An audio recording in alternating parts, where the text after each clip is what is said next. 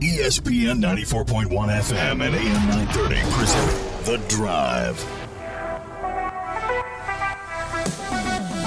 It is Monday, November 7th. Your drive begins now on ESPN 94.1 and AM 930. I'm your host, Paul Swann. We are here until the end of the Marshall basketball game tonight. We've got a doubleheader of me. I'll be doing this show until 6 o'clock, and then I'm going to be back on the air at 6 o'clock for our pregame show. Hey, it's a Monday. We got a pretty busy schedule here, so we're going to have some fun with you this hour. 304-396-TALK, 304-396-8255 is going to be our text line. We will take your phone calls as well.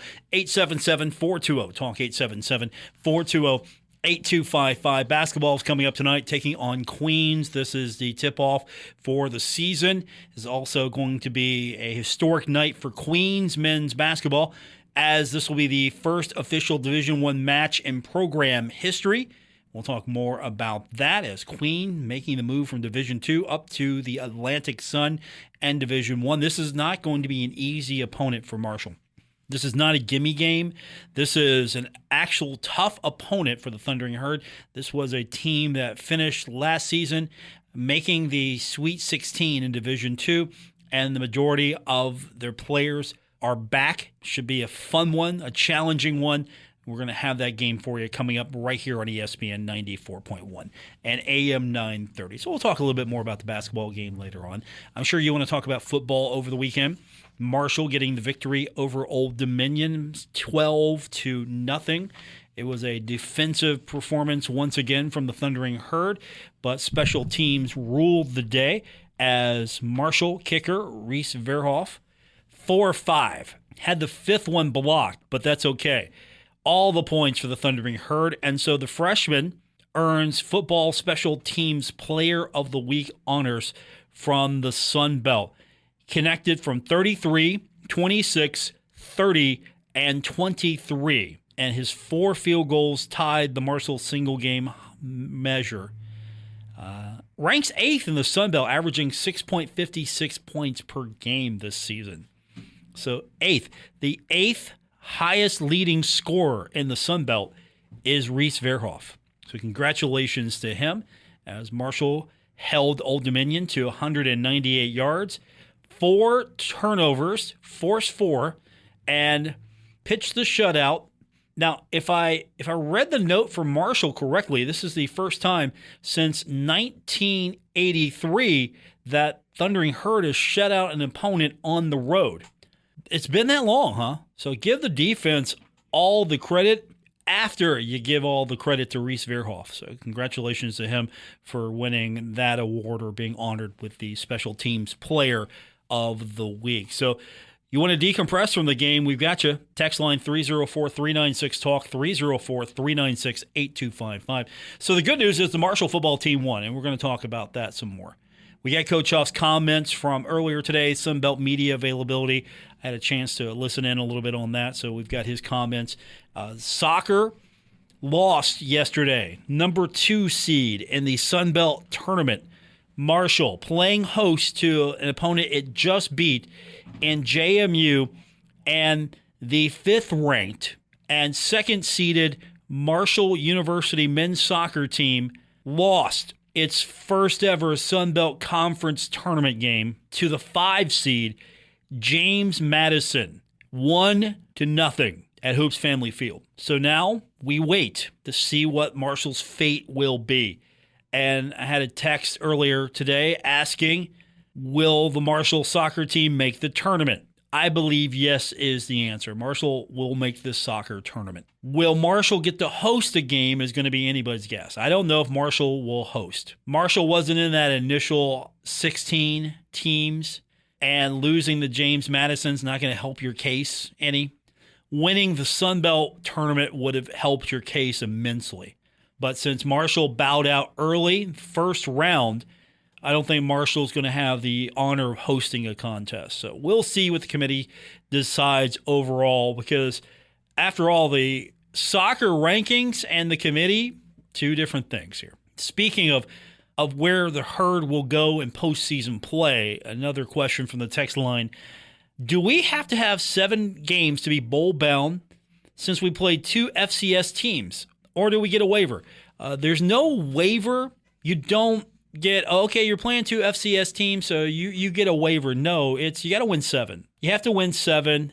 If Marshall can win 7, it'll be fine. If Marshall can win 7. If Marshall doesn't win 7, now if there's a shortage of bowl-eligible teams, then Marshall might have an opportunity. But again, the best way you take care of that business is you win the allotted amount of games you need to get into a bowl, and the Thundering Herd could or could not. I mean, you look at the schedule. App State's the opponent coming up. It's the Marshall Memorial game, the 75 game. There'll be a lot of emotions on that night, on that game. A lot of emphasis put on that game. Now, we'll talk about the game all week. We'll preview it. We'll look ahead. But the focus should be the game itself. I always thought that there was a little undue stress and pressure put on these kids to win that game. Specifically, you can't lose that game. I understand the significance of the game we're talking about here and why there's an added value put on it, but I always thought that it was maybe a little unfair to always expect Marshall to win whatever game was designated the 75 game, the Marshall Memorial game. The fact they're playing football is a victory right there. That's all I need to know. Marshall's playing football. That's the victory for me, because there was a time when Marshall might not have been able to play football after that plane tragedy. So not to devalue, which I'm not doing. I'm not devaluing anything. I think the victory is already there. Marshall's playing football, and that's enough for me. Now, winning the game against App, that's a completely different story. It's Marshall, it's App. There'll be a lot of emotions, I'm sure, because these two teams like to get after each other. Short time frame, they're rivals already. So we'll hear from both sides of this game this week as we get set for Marshall taking on App State. We'll get your opinions, of course, 304-396-TALK, 304-396-8255. We're going to hear from Coach Huff a little bit later on, get his comments as we're getting set for that. Later on this evening, it'll be basketball, Marshall taking on Queens. This is Queens University of Charleston. The game tonight will be in Curry Arena. I saw a snapshot of what Curry Arena looks like. It's 2,500-seat arena. So if they get a good crowd for that, it'll be an intimate on-you crowd. I hope they get a great crowd for that. That would be a great atmosphere. So going to Charlotte, North Carolina, Curry Arena for Marshall and Queens University of Charlotte, or here for evermore now out of my mouth, Queens or Queens University. So I'm looking forward to this one. It should be a competitive game. This isn't a cupcake by any stretch of the imagination. This isn't one of those gimme games. Oh, hey, Marshall's playing a gimme game. No, this is going to be a tough opponent tonight. So stay tuned. Lock in. It should be fun tonight. We've got it for you here on ESPN 94.1 and AM 930. Okay, let's get your text in, 304-396-TALK, 304-396-8255. We're going to hear from Coach Huff, get his thoughts. I know a Monday after a win, you guys are pretty happy, right? You've had a couple of days now. I know talking to you, reading your comments after the victory, I know some of you weren't happy because Marshall couldn't get a touchdown. So we're here to talk it out with you. We'll get it all straightened out. Get your thoughts, let you vent, let you look ahead. We'll do all of that with you. But we're going to hear from Coach Huff when we continue. Once again, did Coach Huff win today's presser? We'll rate his performance when we continue on this edition of The Drive on ESPN 94.1 and AM 930. Do you like this show and you want to make your own? Well, let me tell you about Anchor. It's free. There are creation tools that allow you to record and edit your podcast right from your phone or computer. And now you can even add any song from Spotify directly to your episodes. The possibilities are endless for what you can create. Now, Anchor is going to distribute your podcast for you so it can be heard on Spotify, Apple Podcasts, and many more. And you can make money from your podcast. No minimum listenership needed. It's everything you need to make a podcast in one place. Download the free Anchor app or go to anchor.fm to get started. This is The Drive with Paul Swann on ESPN 94.1 FM and AM 930. We got a full night of Herd action for you. Basketball tipping off at 7 o'clock. We go on the air with our pregame at 6 here on ESPN 94.1 and AM 930 and 93.7 The Dog. Marshall taking on Queens University. We'll talk more about that before we go off the air and then go back on the air with our pregame. Let's talk football, and while we do that, we'll get your text in. 304-396-TALK, 304-396-8255. Thundering Herd wrapping up a shutout of Old Dominion. Looking at the stats a little bit before we get into Coach Huff's comments. Cam Fancher, 136 yards on the ground. Kalen Laburn, 139 yards on the ground. Fancher was 13 of 25, 2 interceptions, 89 yards. Marshall, in the contest, had 81 plays for 387 yards. That's pretty good for my stat sheet. And Marshall held the ball 38 minutes. 5 of 19 for third down conversions. Marshall's defense continues to be good on the third downs, holding Old Dominion to 2 of 14. Penalties, we didn't talk about that on the postgame the other night. 7 of 75 for both teams each. And fumbles, all the fumbles at Marshall's. Again, the defense is holding Marshall in all these games. If Marshall can continue to improve, hopefully on the offensive side of the ball, you got a few games left to get it done. There's still some things that can be done.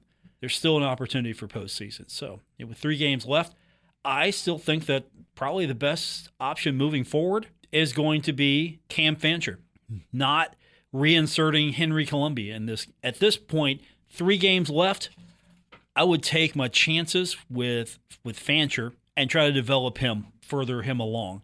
Just because you transfer in doesn't mean you're guaranteed the start. Just because you transfer in and you look at Columbia's career, this will be school number 3. And there's a question that Coach Huff was asked about veteran quarterbacks. We'll get to that in a second, but I want to set that up a little further. We start with Coach Huff addressing the media today, and once again, we've got a phenomenal opponent on the schedule for the Thundering Herd. Again, another phenomenal opponent coming in, conference opponent coming in to the Joan this weekend, in App State. A lot of respect for Coach Clark and what those guys do. I had a chance to spend some time with him. Obviously, we played last year, so I got a chance to spend a little time with him. Really appreciative of his character and what he's done, not only to help me transition into the conference, but what he does with his team. A lot of respect for those guys. Huge weekend for us, not only for the opponent, another opportunity here in November for us to play together as a team, but this game is the memorial or the honoring, of the 75 individuals that died in the plane crash this weekend. We call it our 75 game. So it'll be a lot of things surrounding that game and the memorial and the honoring of those who lost their lives, years ago to allow us to be able to continue to play this game. So big weekend, really excited. Looking forward to the opportunity. Coach was asked about the short history that Marshall's had recently with App State, and it's always been a competitive game.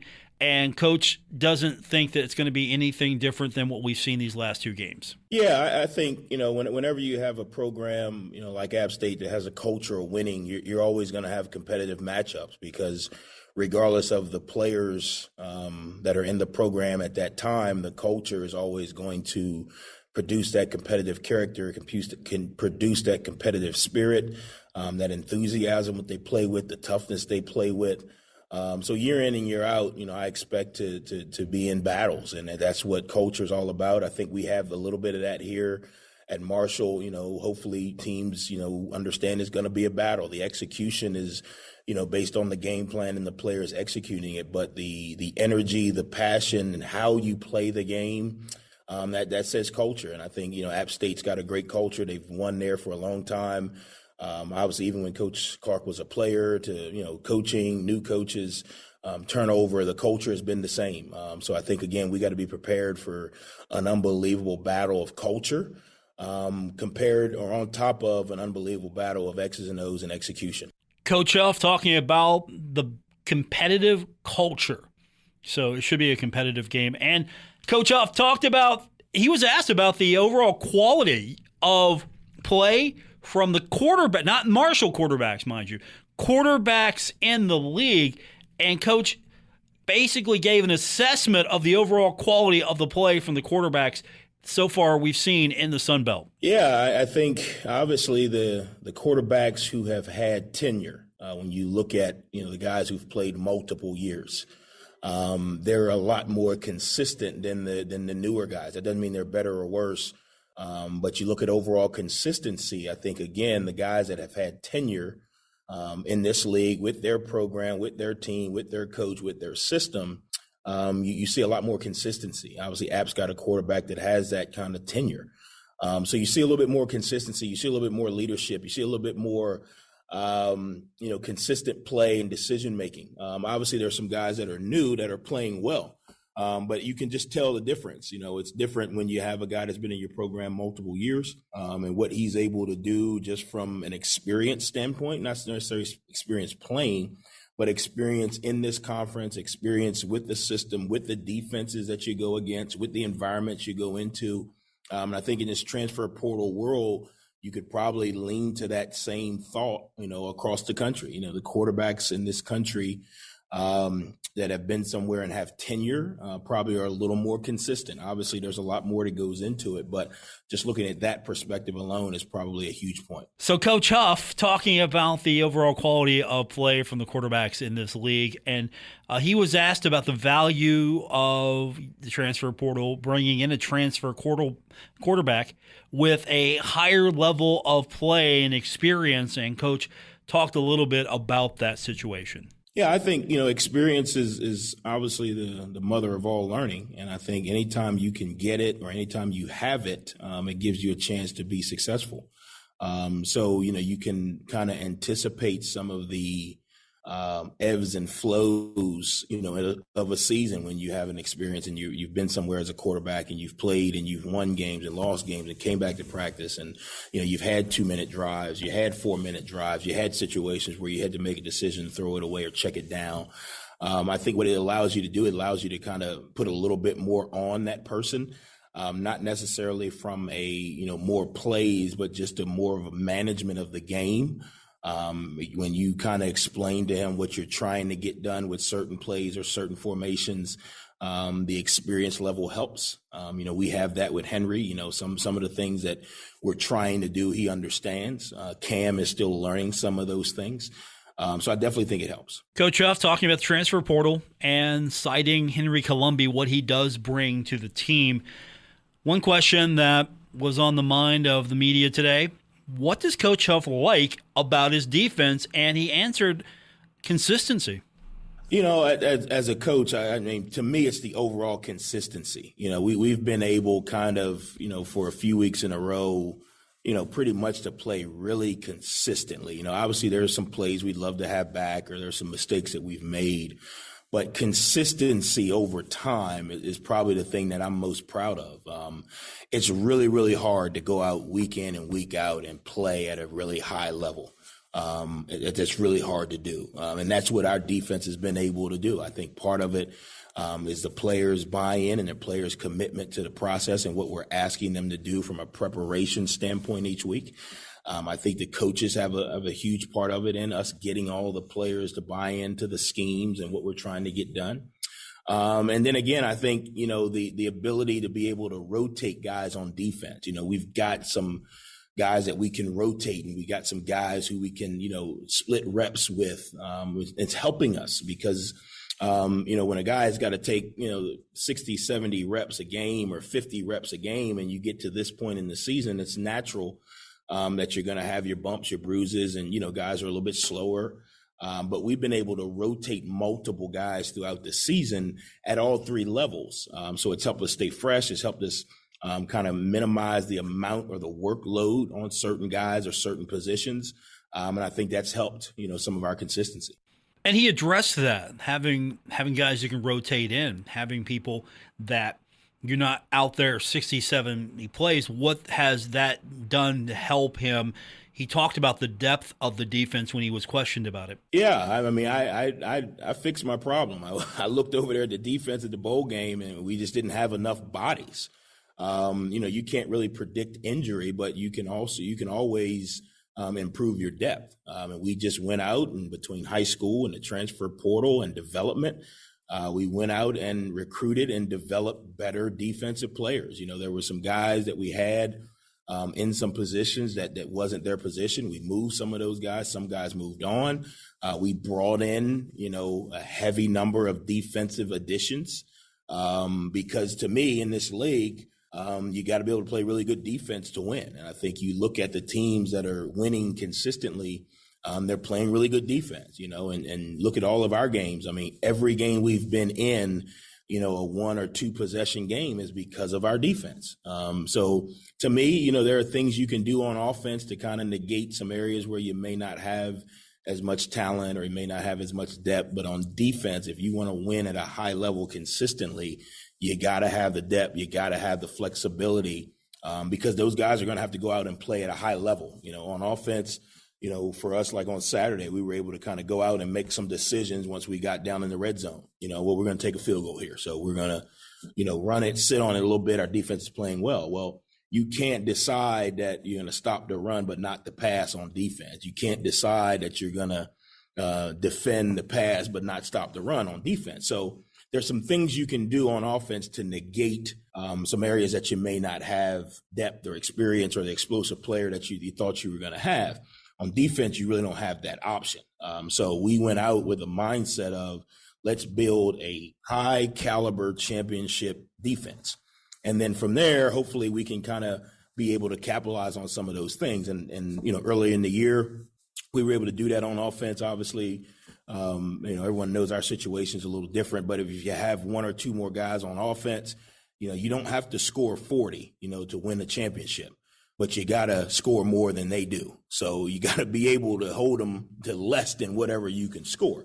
And right now we've done a good job of that. We've just got to be able to flip it on the other side and kind of help our defense out on the scoreboard. Coach Huff talking to the media. Marshall taking on App State. We'll get your text in. 304-396-TALK, 304-396-8255. Phone line is 877-420-TALK, 877-420-8255. Paul Swann, your host. Our producer, Gabriel Sellards,